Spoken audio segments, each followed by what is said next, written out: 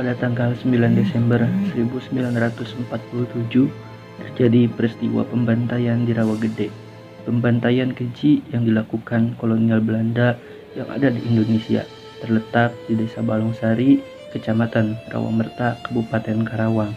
Tepatnya pada koordinat 6 derajat 14 menit 289 detik lintang selatan, 107 derajat 19 menit 599 detik bujur timur di antara Karawang dan Bekasi. Pembantaian Rawagede terjadi pada periode agresi militer Belanda yang pertama. Alih-alih mengakui kemerdekaan Indonesia yang telah diproklamasikan Agustus tahun 1945, Belanda malah berusaha mengembalikan kekuasaan kolonialnya pasca proklamasi. Para pejuang Republik makin bersemangat melakukan perlawanan terhadap Belanda. Di wilayah Jawa Barat ada Kapten Lukas Kustario yang dikenal sangat berani melakukan penyergapan terhadap pos dan patroli terlantar Belanda. Karena keberaniannya, Kapten Lukas dijuluki Begundal Karawang. Tentara Belanda berusaha menangkapnya hidup atau mati.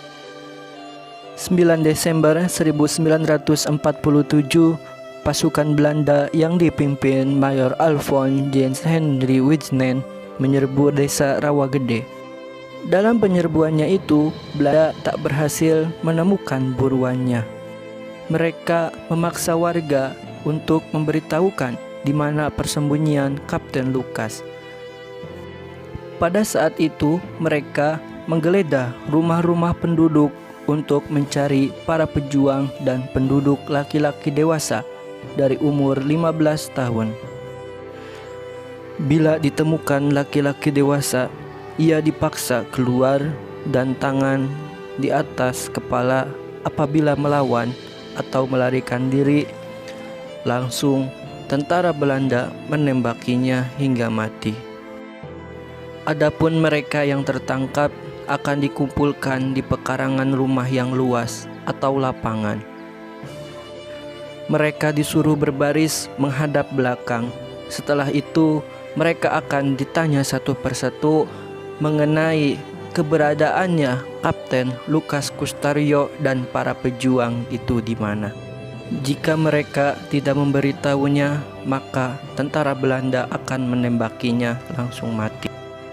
Sebulan setelah peristiwa Rawagede, Indonesia melaporkan kejadian tersebut kepada Committee of Good Affairs on the Indonesian Question, sebuah komite yang dibentuk oleh Dewan Keamanan PBB sebagai penengah konflik antara Belanda dan Indonesia.